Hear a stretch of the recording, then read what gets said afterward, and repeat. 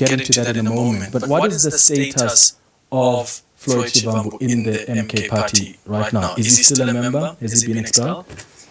No, the gentleman in question is still a member. And nothing has changed pertaining to that. And we're having internal discussions and reviewing the situation. So he's not going to be expelled by the organization? Well, let me ask it this way. What does your constitution say about someone who behaves in the manner that he's behaved, or someone who announces plans to form a new party? Does that not violate the MK party's constitution? Well, look, there's been a number of transgressions on the constitution. By the way, the same constitution that was drafted by the person in question, Floyd Shivambu. And in many of the prescriptions of the constitution, it states, that, for instance, you are on probation for 24 months. You cannot form another political party, and there's a number of other things that point to some of those transgressions, including, by the way, one of those that led to him being removed from his seat and redeployed elsewhere. So yes, there have been transgressions in the constitution. But what we're doing internally is that we're not people in leadership that take rash decisions. We apply our minds. And we need to understand what is this thing that he's coming up with. I mean, he's a member of Umkhonto and to account, to a great extent, he has to account to us as the leaders of Umkhonto. I mean, he's an ordinary member. He's wanted to go and set up this initiative. What is this initiative? If we're talking about Umkhonto being the platform that ought to unify Black people, what is this consultative process that he's undergoing? So we want to see what he's obviously going to say on Friday.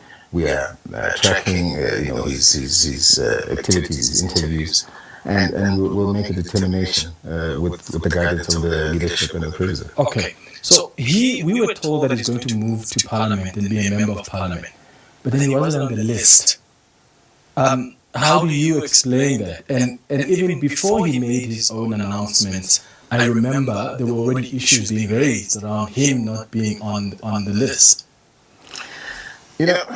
Upon further review of certain, when a person leaves office, you don't get access to certain documentation, and as part of that handover process, which he still has to thoroughly hand over. There were things that we picked up that we felt could be concerning for the party if it were to be sent to Parliament. And as a law-abiding organization, as an organization that serves the people, that leads lawmakers in Parliament, we can't find ourselves in a situation where we have a member there that's not going to necessarily have the full interests of the party at heart. And that decision never had to be taken very quickly, over and above the fact that he's obviously ongoing with his own consultation process, which that one we will come to a conclusion and understanding as to what it is that he wants to do there, and then obviously make a determination. What is it that you've picked up about Floyd Shivambu as the MK party? What was he doing so wrong to necessitate his removal as Secretary General and not be added on the list to Parliament? Well, the first one pertains to the constitution as you stated. He undertook an international trip without the approval of the president, when he stated that it was the president that approved the trip. That was a total lie. Now, I want to say this, okay? Not say, but I want you guys to think about what I'm saying here. I want you to think about if Mr. Shivambu had an intention of taking over the party, the MK party, right?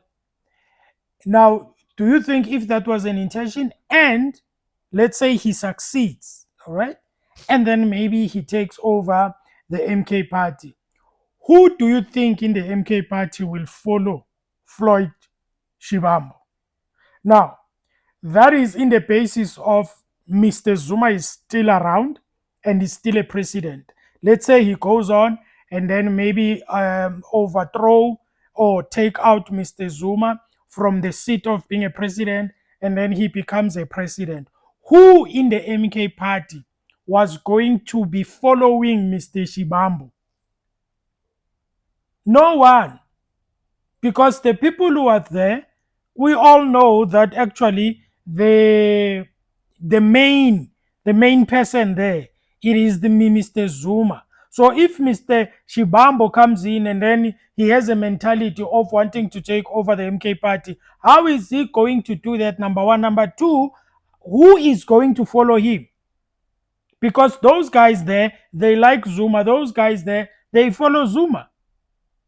It just doesn't make any sense to me. And even if he can say he will take over and he succeeds to take over, everyone is going to leave. Everyone is going to go back to the ANC. Others are going to start their own thing. Others won't even have a party. They will just wait until everything is resolved. To me, it just doesn't make any sense that he would want to take over the MK party. For what reason? Anyway. He confirmed that he's confirmed off the back of that pressure when he gave him a platform to speak. And he stated that he effectively apologizes and it was in effect a misreading of the situation. But the reality is we're dealing with a person here who misrepresented the facts, misrepresented the president, misrepresented the organization, and put the organization in dispute.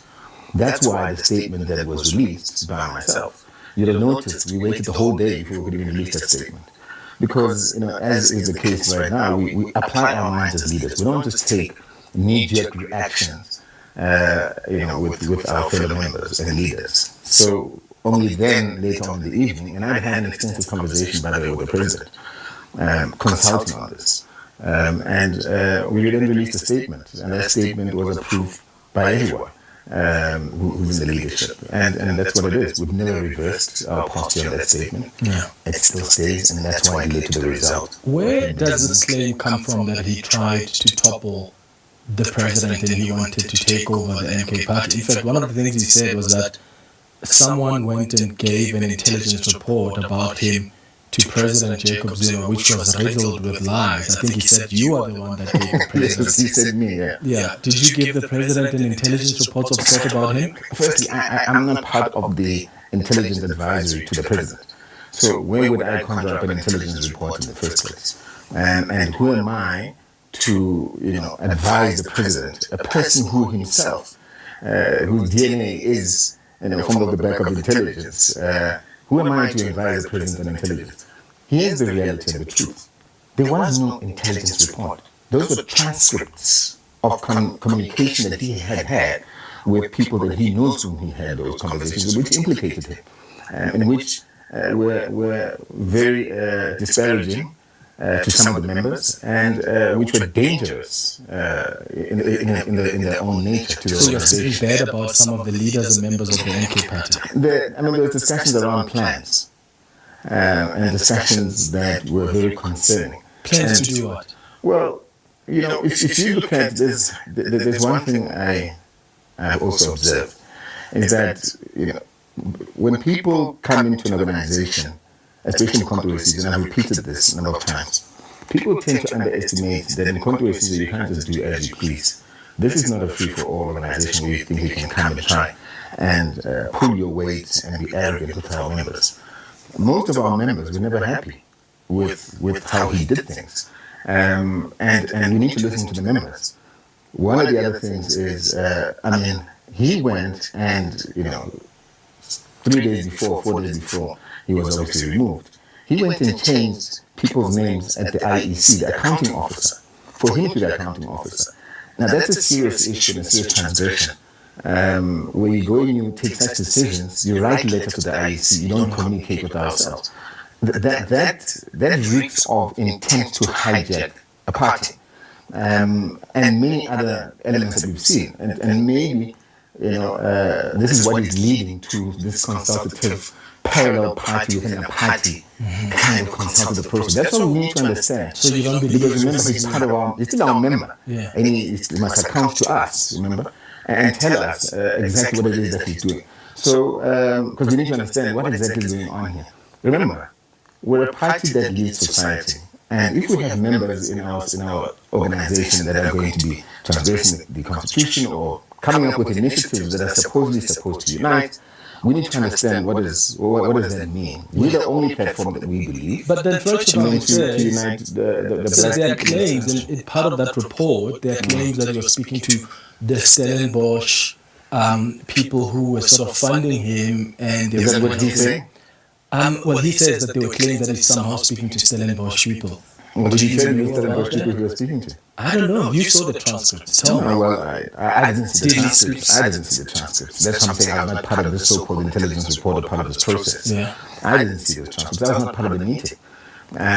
So this is the feedback, my responsibility in any cases that I don't get, obviously, that feedback and get a sense of what happened. But that particular meeting I was not part of. So is there That's why I a find it sense strange that I would have, shared intelligence reports with the president when I was not even part of that process. Is there a sense that he wanted to take over from President Jacob Zuma, or somehow wanted to take over the party, as some of the MK party members have claimed? Well, I'm sorry, but this man is a liar. Because also I understand from the interview this afternoon, he said the president wanted him to be the president of the party at the point that he came in. And he said a number of things which are not factual, which are not true. So we're dealing with a person, and again, if you look in hindsight, that is quite honestly, that lacked the emotional intelligence to handle the role that he did. He lacked judgment.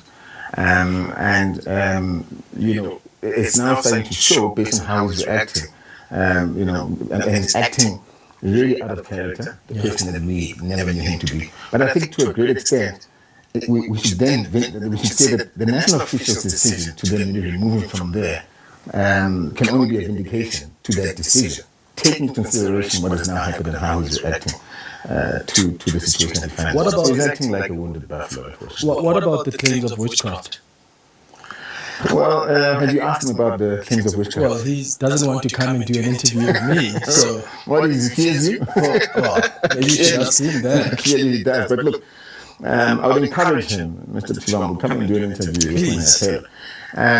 Look, some of the transcripts and the feedback was that yes, he had taken Dudu's hat and they were aimed to bewitch her, and this is what is obviously also circulating. And this is what it is, and that he will then deal with that woman who's directionless. Is this part of And what this was in the conversation report? with an individual in Malawi, and that he would then ensure that when the old man passes on, he takes over the party. So these are some of the conversations that are happening and that are taking place.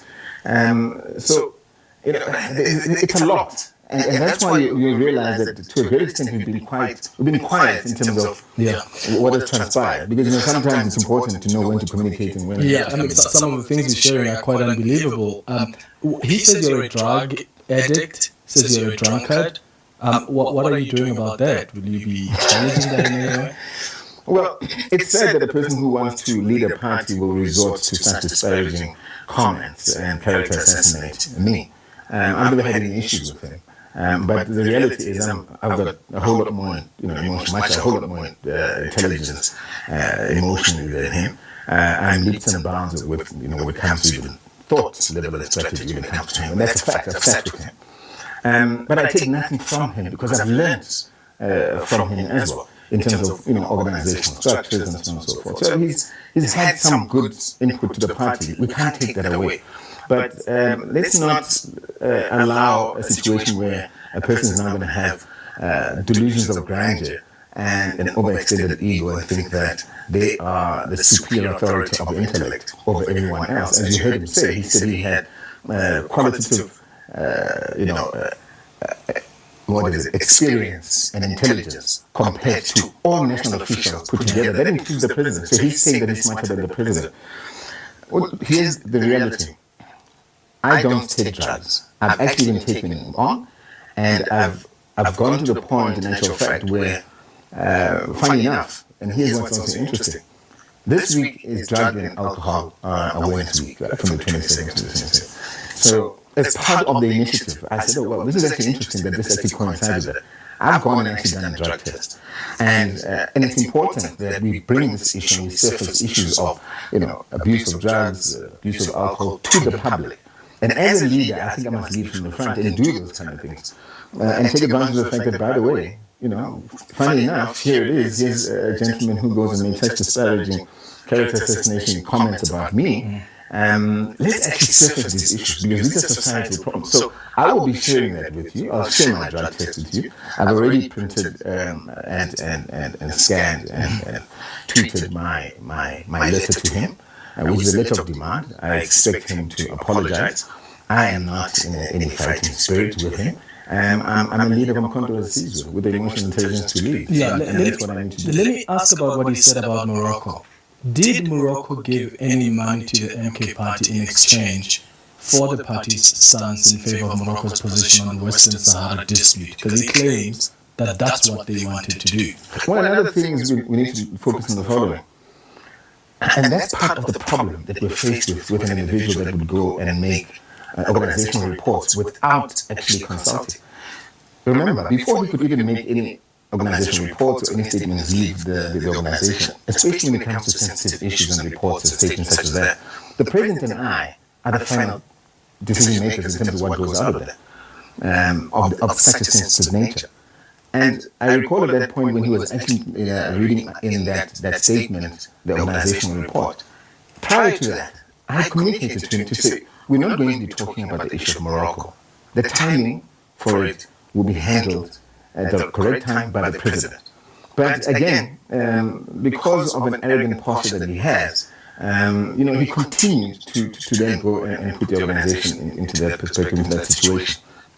And these are discussions that we're still having internally to ensure that we then arrive through the International Relations Subcommittee a policy posture before we can even communicate. Is he the one that dropped the statement on Morocco?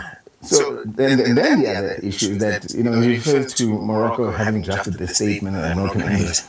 We understand that, and this is again an unauthorized visit to the Moroccan embassy that he had without leadership knowing. So, and these are things that we need to, hold on, he went to the Moroccan embassy. These are things that are coming up that we understand. But he claims that there are leaders of the MK party who went to Morocco. The Moroccan embassy is where he went. And this is the thing with the person that we're dealing with. I mean, these are absurd. To be clear, MK party has never received money from Morocco. We've never received money from Morocco. Our responsibility, as we'll share, is to ensure that we have a united front. And we will communicate exactly what our posture is in our discussions. One of the things he claims was that there were monthly withdrawals of 7 million rand from the party's coffers, money that is being looted. What is the organization doing about that? Will you investigate that? Well, let me allay our members' fears, number one. Umkhonto is a strong, solid party. We're moving along. I mean, in actual fact, clearly, with 7 million rand being looted every month. Let me tell you what, Umkhonto is the fastest growing political party in this country. No doubt about that. And we are bound to have alien tendencies of individuals who bring the agents and try and bring about alien tendencies that are not cultural to the culture of Umkhonto. And such is the case, with what we're finding ourselves in now. The issue of the 7 million that's been bandied about, here's the reality. We're undergoing an audit. And you can't, when you're undergoing an audit, come to the conclusion that money is being siphoned. What you need when you're going through an audit is you need to understand what is this money for, and understand also get what are the source documents and do a proper recon. And remember, there's the legislative officers that are responsible, that oversee this audit process, that if they do come across any discrepancies that Umkhonto Sizwe may have violated whatever processes or policies which go outside of the party funding framework, then we will deal with that accordingly at that point in time. But to come and make such remarks, as a leader. And here's the question: why didn't you raise those things? Because those things that he's raising, he's never raised them at the national officials' meetings. Never. It's the first time we actually even hear him uttering them in the public platform. And that's the character of the person that we're dealing with here. And so for him to come in with those conclusions, that we might want to make South Africans be aware of the following: Umkhonto Sizwe, they must be very, very sure that Umkhonto is in good standing. Umkhonto Sizwe will continue, to grow as a party, and there is no issue of us being deregistered as being bandied about in social media. And other platforms. Just lastly, before we wrap up, one of the impressions he at least was creating was that, Duduzile as the daughter of the president of the MK party, and there have been concerns raised about whether or not she's going to be treated differently or not. There was a time when she tweeted about Floyd Shivambu, insulted her. There was a disciplinary hearing. I thought that's what Danny Bofi told me when he was on the show. Correct. Has that been concluded? Because if that's just going to be left there, then the claims are true that she's being treated differently. Yeah. So just before I get to that, because you reminded me on the party front, what's also interesting is if you look at the presser that he had last week, and you can tell that certain things, I mean, we're not kids, certain things you can tell are very tiny. If you look at what happened, the day that he actually had the presser was the party funding symposium. Coincided with his presser, he made these kind of disparaging remarks about the issue of money being siphoned. Let's go back to the issue of Duduzile. Duduzile has undergone, he's had to make representations. Yeah. She's undergone a hearing. I think it's about 3 hearings or 2 hearings. And right now she's awaiting the outcome of that hearing. And it's an advanced stage. So she's a member, like anyone else. And she's not going to have special treatment just because, yes, she happens to be the president's daughter. No, if she had special treatment, she wouldn't be subjected to this process in the first place. So no one's going to get any special treatment in the party. And we need to make that very clear. Because people tend to want to drive to do his name through the mud as if the president is not a person who's a thinker and doesn't think on his own. The president is highly intelligent and highly aware of what's going on. Yeah. So let's not do that. Nhlamulo Ndlela, thank you so much for making time to talk to us. Thank you so much. Thanks to you. Yeah, I'm telling you, politics, it's a lot, guys, and all of it. So I don't know what do you think about that, but on my side, it's this one against this one against this one. So it's always the case, okay? So, well, if they say he's still the member of the MK party, well, I guess at the end of the day, we all know what is going to happen because according to their constitution, he has jumped or he has not jumped. What am I saying?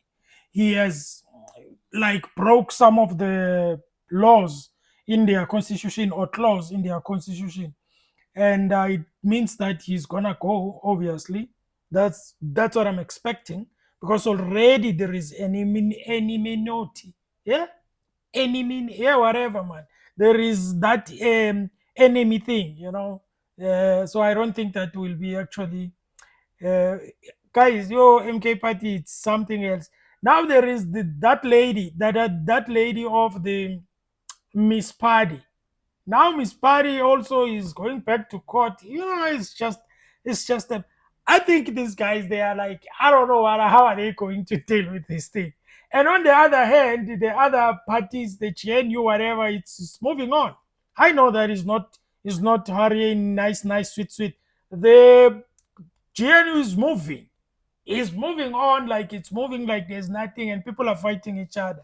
Anyway, I hope you enjoyed the video, guys. You can like the video. You know the guy. This is Clement Manyatela on SPC. You can go and watch this video. I will put the link in the description.